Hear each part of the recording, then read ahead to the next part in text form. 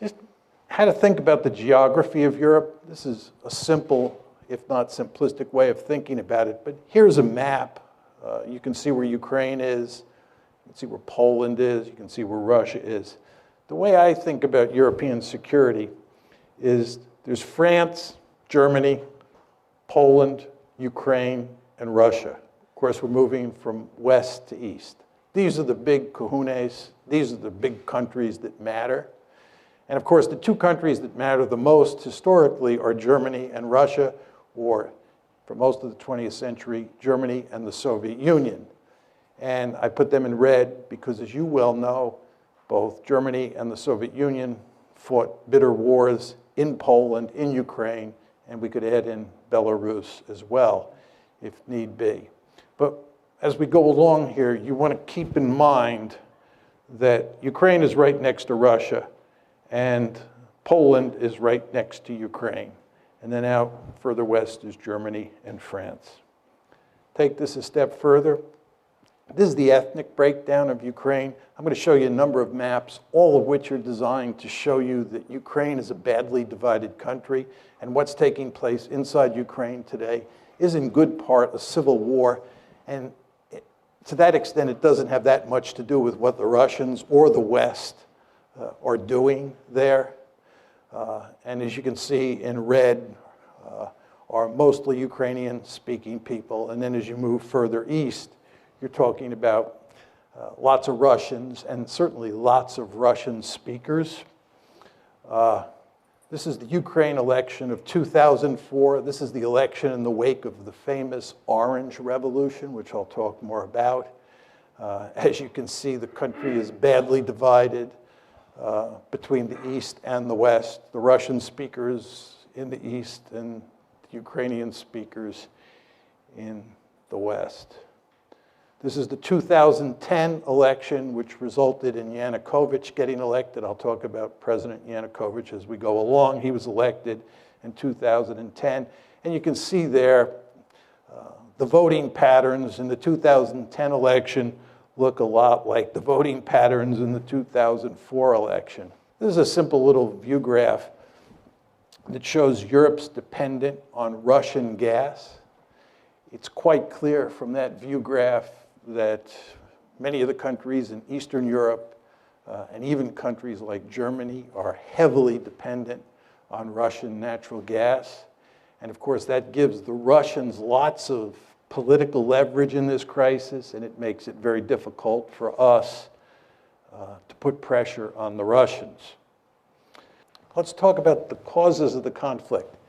I think if you're going to talk about the causes of the conflict, you have to come at it from three different perspectives. First of all, you have to ask, what are the deep causes of the crisis? What are the structural factors that underpin this conflict? Then you have to talk about the precipitating causes, because the crisis broke out on February 22nd, 2014. Things were not terrible until February 22nd, 2014. And that's when everything went to hell in a handbasket. And the question is, what caused it then? And then what we want to talk about is the Russian reaction. Why the Russians did what they did with regard to Crimea, with regard to Eastern Ukraine. We want to talk about exactly what they did and then why they did it. So let's start with the deep causes. My argument is that the West is principally responsible for this mess, not the Russians. This, of course, is not the conventional wisdom in the United States. And in fact, except for Steve Cohen, who's now at Princeton, now at NYU, he used to be at Princeton, Henry Kissinger, and maybe a handful of other people, there are not many people who agree with me. But I think the facts are quite clear on this, that the West is responsible. And my aim is that the main deep causes, the aim of the United States and its European allies, to peel Ukraine away from Russia's orbit and incorporate it into the West. Our basic goal has been to make Ukraine a Western bulwark on Russia's border. And Russia says, this ain't happening, period, end of story. And we will do everything we can to make sure it does not happen. That's the deep cause. Now, take it a step further. There are three key elements in our strategy. The first is NATO expansion, and in many ways the most important. And I'll talk in some detail about that in a second. But as you all know, since the Cold War ended, starting with the Clinton administration, we have been moving NATO eastward toward Russia's border. And the Russians have said, this is an absolute no-no. And I'll walk you through the story in a minute. Second is EU expansion. EU expansion is all about integrating Ukraine economically into the West, the way we are in the process of integrating Poland, the Czech Republic, Slovakia, the Baltic states into the West. And of course, we're doing that with NATO as well. These are two sets of institutions, NATO, military institution, the EU, an economic institution. And the idea, again, is to take Ukraine, peel it away from Russia, and make it part of the West. The third part of the story is fostering an orange revolution. This is all about promoting democracy in Ukraine and in other places. As you all know, the United States runs around the world trying to topple regimes and put in their place democratically elected regimes. And for almost all of you, me included, it's hard to be against promoting democracy. We all love democracy. But if you're Vladimir Putin, or if you're part of the leadership in Beijing, when the United States talks about democracy promotion, that means toppling your regime. And you won't be surprised to hear this. They don't like that in Beijing, and they don't like that in Moscow. Right? They do not like that. Right? The Chinese believe that we're behind the protests in Hong Kong because our basic strategy is to topple regimes all over the world, not simply because we like democracy, but because we believe that whoever gets elected will be pro-Western. So we're killing two birds with one stone. We're promoting democracy and getting leaders who are pro-American. But again, you can see the strategy here: NATO expansion, EU expansion, and promoting democracy. Say a bit more about NATO expansion because it's so important. NATO expansion took place in two tranches. The first one was in 1999. That's when you get Poland, the Czech Republic, and Hungary incorporated into NATO. The second big tranche was in 2004. And that's when the Baltic states, you can see Estonia, Latvia, and Lithuania up top, Romania, Bulgaria, these are the light brown countries. That's the second tranche of NATO expansion. Now, the Soviets made it clear from the mid-1990s they were adamantly opposed to NATO expansion. But number one, they were too weak to do anything about it. And two, it didn't involve the states that were right on their border. I mean, there's no question, as you can see from the map, that Latvia and Estonia are on Russia's border, and Lithuania as well, if you want to include that little enclave between Poland and Lithuania. But the fact is, these were very small states. It was early in the game, and the Russians were willing to live with it. But then the big trouble starts. And it comes in the famous Bucharest summit, NATO's Bucharest summit in April 2008, where at the end of the summit, a declaration is issued which says, NATO welcomes Ukraine's and Georgia's Euro-Atlantic aspirations for membership in NATO. We agreed today that these countries will become members of NATO. The Russians made this perfectly clear. This was unacceptable. Russia's deputy foreign minister said, Georgia's and Ukraine's membership in the alliance is a huge strategic mistake which will have most serious consequences for pan-European security. Putin himself said, Georgia and Ukraine becoming part of NATO is a direct threat to Russia. You all remember that there was a war between Russia and Georgia in August 2008. That war was a consequence of this, because the Georgians thought we were sending them a signal that they could get uppity with the Russians and we would back them because they were going to become part of NATO. That's not what happened. And you know what happened. The Russians clobbered the Georgians, and Georgia is in deep trouble today because it thought it could become part of NATO. So those are the deep causes, those three strategies: NATO expansion, EU expansion, and promoting democracy. What about the precipitating cause? The key events leading up to the coup. It's the coup of February 22nd, 2014 that's of enormous importance. That's what really throws the crisis into gear. So the question is, what causes the coup? It all starts in November of 2013.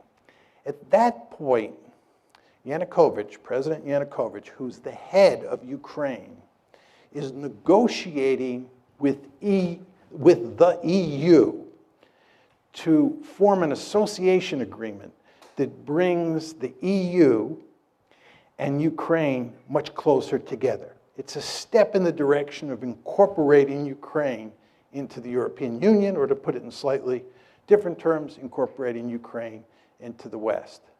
The Russians make it clear that this is unacceptable. The Russians are willing to do a deal that involves the EU, Russia, the IMF, and Ukraine.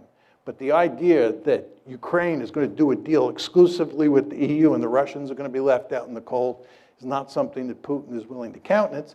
He puts significant pressure on the Ukrainians. He offers them a terrific deal. And as you can imagine, the EU is not offering Ukraine a particularly good deal because you know how much corruption there is in Ukraine. And the EU wants Ukraine to eliminate that corruption, which the Ukrainians really don't want to do. So what Putin does is not only make it clear that that deal is not going to happen, but he often offers a sweetheart deal of his own.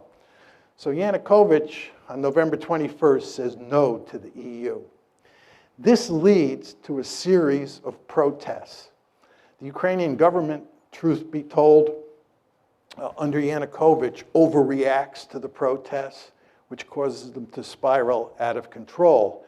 And in January of 2014, you can see there, January 22nd, 2014, you have your first 2 deaths in the protests. These are the Maidan protests. And then in the February 18th through February 20th time period, lots of people die. It's really messy. And what happens is that a number of European foreign ministers, the German foreign minister, French foreign minister, they fly to Kiev, and a deal is worked out to have elections that will, in effect, remove Yanukovych from power. But the protesters refuse to accept the deal. And there are significant fascist elements among the protesters who are armed, right? There's killing on the Maidan. And as a result, Yanukovych flees for his life to Russia. And this all happens on February 22nd. So here are the key events after the coup. On February 23rd, Parliament votes to repeal minority language laws in the East. This is basically the Russian language.